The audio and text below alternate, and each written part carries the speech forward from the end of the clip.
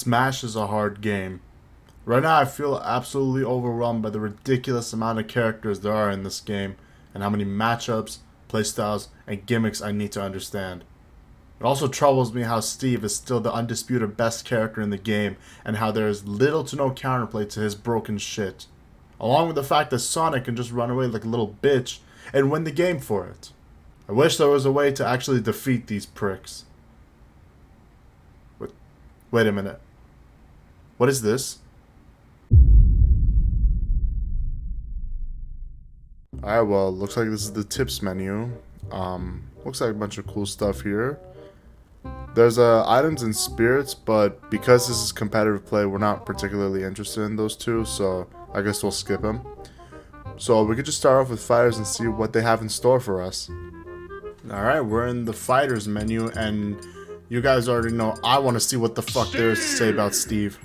Okay, what we got here? Make use of a sword, axe, shovel, or pickaxe depending. Okay, I'm bored. How do you beat minecart? Where the fuck is it? Minecart, minecart, minecart, minecart, minecart. Okay, right here, right here, right here.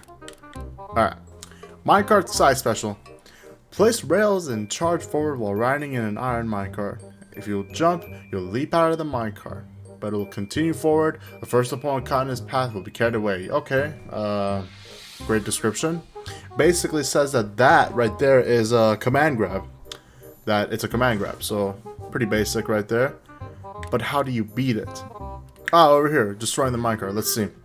The minecart won't last forever. After taking a certain amount of damage, the minecart will break.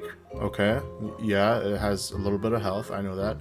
And if Steve was the one who broke it, he'll be able to collect the iron. That's kind of unfair, actually. He can't even do that in his own game.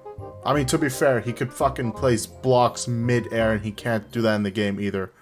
It also says over here, you can use the minecart repeatedly, but doing so will reduce the amount of time a fighter is trapped in it. That's cool. I did not know that. The more times that a minecart is used, the less time a fighter is trapped. That's actually, I did not know that at all. But yeah, it says no way on how to actually counterplay this move. It just says, oh, there's destroying it and he could collect iron. How do you fucking beat this move? Yeah, this tips menu is shit. It's telling you what the moves are, how they work, and what the gimmicks are, but it's not telling you how to actually beat them. Like look at this shit. Look at Anvil, downer attack. This move is a problem. And look at this. Nintendo's like, create an iron anvil and drop it to attack below you. The anvil will vanish after a short time, but you can stand on top of it until it does. Like, where does it say how to actually counterplay this move or like how to play around it? Like, genuinely, I was going with the mindset and the mentality of sardonizing this stupid tips menu, but at the same time I was a little optimistic and I was hoping I would kind of learn something from this. Well, Nintendo, thank you. You've done it again. You're the best company ever. Okay, maybe I am being a little too harsh, and it's just because we're in the Steve section.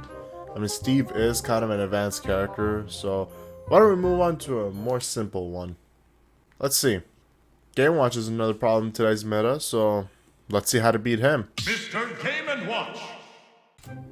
Alright, let's see what we got for Mr. Game Watch. Oh, there's Up Special here. For those who don't know, Up Special is a broken ass move. Probably one of the best Up Specials in the game. And according to Rister Mice, Mr. Game Watch's best move isn't even Up Special, but in fact it's Neutral Air. If your character has an Up Special that is the best fucking up B in the game, yet it's not the best move in your kit, then you're a fucking problem. So, but anyways, let's see how we can beat this. A pair of firemen launch Mr. Game Watch high into the air. Nearby opponents will also be pushed back a little bit. You can launch enemies sideways by hitting them on your ascent. There's a good way to turn tables on someone waiting for you to pop up from a ledge. Dude, Nintendo is such a casual wannabe. Like, where the fuck does it say that this move is frame 3 startup? Where the fuck does it say that this move is intangible? Where the fuck does it say that this move is the best out of shield option in the game?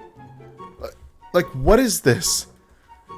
You're not even, like, mentioning those things? Okay, well, what about Neutral Air? You at least have to have something about Neutral Air. No? Oh my god. Alright, at least you have upright. I saw it right here. Let's see. Release a puff of air right above you to push opponents. You can even try to KO an opponent with this, and if you can hit them from a high position on stage. Yeah, fucking right. It's not like this move is as strong as it was in Smash 4. Well, that's how you beat Mr. Game Watch and Steve according to Nintendo. But there's one more character that is quite problematic and I'm very interested in taking a look at. Sonic! Yep, you got it here. Sonic is the most problematic character in the game, right next to Steve and Mr. Game & Watch. Now, as far as I've noticed, most of this tips menu usually includes special attacks, and y'all know that Sonic is usually notable for his special moves. So, let's see what we got here. Let's start with homing attack. Sonic rises into the air while charging the move. Once charged, it'll automatically attack. You can press the button midway to instantly attack, but if you miss it, you'll be left vulnerable for a while. This is actually true. This is actually information that you could utilize and punish Sonic very hard for it.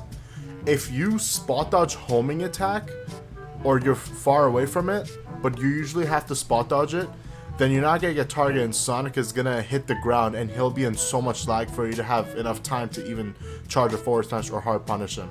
So, hey, thank you Nintendo, you actually did something right for once. What else we got? Oh, look at this, Spin Dash. This is one of his best moves here. When Spin Dash is used on the ground, Sonic can become invincible for a brief period right after he starts rolling. You could use this to avoid an opponent's attack and counter attack. Dude! Why is Nintendo so keen on helping us beat Sonic but gives absolutely nothing on how to beat Steve and Mr. Game & Watch? Nintendo is actually trying to assist us here. Spin Dash is invincible on the ground, and it's telling you that you gotta avoid it and counterattack. If we see right here, we could see Sonic's spin charge, which is kind of like a Spin Dash, however, it's a multi-hit. Let's see how we can beat it. Jump while charging a spin charge to do a spin jump. After a mid-air jump, you won't be able to use spin jump until you hit the ground. That's something good to know. And then, of course, we have the final smash as well. Yeah, so overall, this tips menu is pretty Mickey Mouse. I have no idea why I bothered even looking at it. At least you gave something useful about Sonic, thank you very much. Well, I guess that's that then.